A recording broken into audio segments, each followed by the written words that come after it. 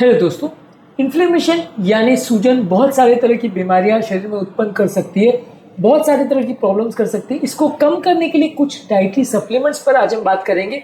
ये अलग अलग सप्लीमेंट्स अलग अलग तरह से काम करते हैं और बॉडी के इन्फ्लेमेशन को कम करते हैं और इन्फ्लेमेशन से रिलेटेड बीमारियों में इनका प्रयोग कर सकते हैं। बहुत छोटी से लेकर बहुत बड़ी बीमारियां इन्फ्लेमेशन से रिलेटेड हो सकती हैं, चाहे वो हार्ट की हो, ब्रेन की हो, जॉइंट्स की हो। बहुत सारे तरह की बीमारियों में इनका रोल होता है। इसलिए आज हम जानेंगे कौन कौन से ऐसे नेचुरल सप्लीमेंट्स हैं जो सूजन या इन्फ्लेमेशन को कम करते हैं। टॉपिक पर जाने से पहले जो लोग हमारे चैनल पर नए हैं उन्हें रिक्वेस्ट करूंगा कि चैनल को सब्सक्राइब करें। हमारे चैनल का पर्पज है लोगों को हेल्थी बनाना और इस मिशन में आप हमारे सहभागी बन सकते हैं। चैनल को सब्सक्राइब करके यदि कंटेंट यूजफुल लगे तो फ्रेंड्स फैमिली के साथ इसे शेयर भी करें, क्योंकि किसी की जिंदगी बचाने और बदलने के लिए उपयोगी हो सकता है। टॉपिक के दौरान कुछ इंटरेस्टिंग साइंटिफिक फैक्ट्स, कुछ प्रैक्टिकल यूटिलिटी की बातें, कुछ साइंटिफिक स्टडीज के बारे में आपको बताऊंगा। हमारे ओपीडी की कुछ किस्से कहानी और वर्डिक्ट भी आपको बताऊंगा, इसलिए बने रहे हमारे साथ एंड तक। चलिए शुरू करते हैं हमारे साथ हेल्थ का सफर। क्या आपके परिवार में इन्फ्लेमेशन को कम करने के लिए कोई दवाइयाँ या सप्लीमेंट्स कोई व्यक्ति ले रहा है? कमेंट सेक्शन में लिखकर हमें बताएं। ओमेगा 3 फैटी एसिड जो कि फिश ऑयल या एल्गे वाले ऑयल में होता है, ये बॉडी के इन्फ्लेमेशन को कम करता है।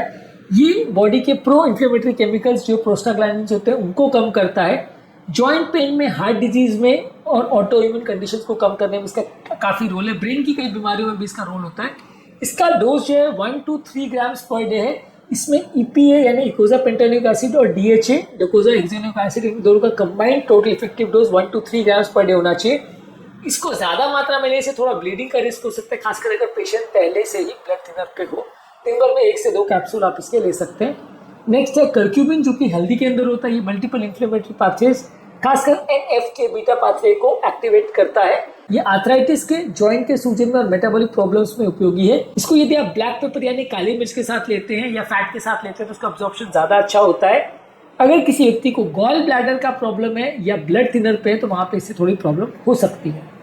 नेक्स्ट इंपॉर्टेंट चीज है जिंजर यानी अदरक का एक्सट्रैक्ट। ये बॉडी के इन्फ्लेमेटरी एंजाइम जैसे कॉक्स और लॉक्स एंजाइम को इनहिबिट करता है। पेन किलर दवाइयों की तरह से काम करता है। ये जॉइंट पेन में, मसल के दुखाव में और डाइजेस्टिव इन्फ्लेमेशन में काम कर सकता है।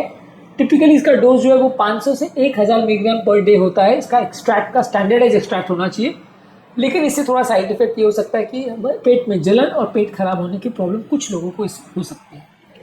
इसके अलावा इंडियन फ्रैंकिनसेंस यानी बॉसवेलिया सेराटा जो कि ल्यूकोट्राइन्स को इनहिबिट करता है और ये क्रॉनिक इन्फ्लेमेशन को कम करता है। ये ऑस्टियोआर्थराइटिस, इन्फ्लेमेटरी बाउल डिजीज और एस्थमा के पेशेंट में उपयोगी होता है। ये स्टैंडर्डाइज एक्सट्रैक्ट्स में अगर अवेलेबल है तो अच्छा काम करता है। पेट थोड़ा खराब कर सकता है, लेकिन ज़्यादातर लंबे समय में ये यूज़ करने के लिए सेफ है। इसके अलावा विटामिन D बहुत कॉमनली यूज होता है। ये इम्यून रिस्पॉन्स को इम्प्रूव करता है, बॉडी के इन्फ्लेमेशन को कम करता है। अगर बॉडी में विटामिन D की कमी है तो इन्फ्लेमेशन ज़्यादा होगा और ऑटो इम्यून डिजीज का रिस्क ज़्यादा होता है।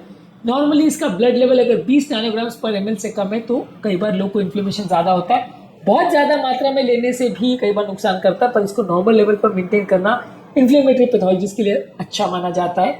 इसके अलावा अगर बॉडी में मैग्नीशियम की कमी भी है तो वो भी प्रॉब्लम करती है। अगर मैग्नीशियम आप लेते हैं तो ऑक्सीडेटिव स्ट्रेस को और इंसुलिन सेंसिटिविटी को इम्प्रूव करता है। अगर किसी व्यक्ति को मैग्नीशियम की कमी है बॉडी में तो इन्फ्लेमेटरी मार्कर जैसे सी रिएक्टिव प्रोटीन बढ़ जाता है। यदि आप इसको मैग्नीशियम ग्लाइसिनेट या साइट्रेट के फॉर्म में लेते हैं तो ज़्यादा बेटर इसका पाचन होता है, साइड इफेक्ट्स भी कम होते हैं। बहुत ज़्यादा मात्रा में आप इसे लेते हैं तो लूज मोशन या डायरिया हो सकता है, खासकर यदि आप मैग्नीशियम ऑक्साइड के फॉर्म में से ले रहे हैं तो ज़्यादा प्रॉब्लम हो सकती है। इसके अलावा ग्रीन टी एक्सट्रैक्ट, खासकर EGCG करके केमिकल होता है, वो काफ़ी उपयोगी होता है। इसमें पॉलीफिनॉल्स होते हैं जो कि ऑक्सीडेटिव स्ट्रेस को कम करते हैं और इन्फ्लेमेशन यानी सूजन को कम करते हैं। हार्ट की हेल्थ, ब्रेन की हेल्थ और मेटाबॉलिक फंक्शन के लिए अच्छा है। ज़्यादातर इसको स्टैंडर्ड डोज 250 से 500 मिलीग्राम डोज में यूज़ किया जाता है। बहुत ज़्यादा मात्रा में आप इसे यूज़ करते हैं तो आपके पेट को और लिवर को इरिटेट कर सकता है।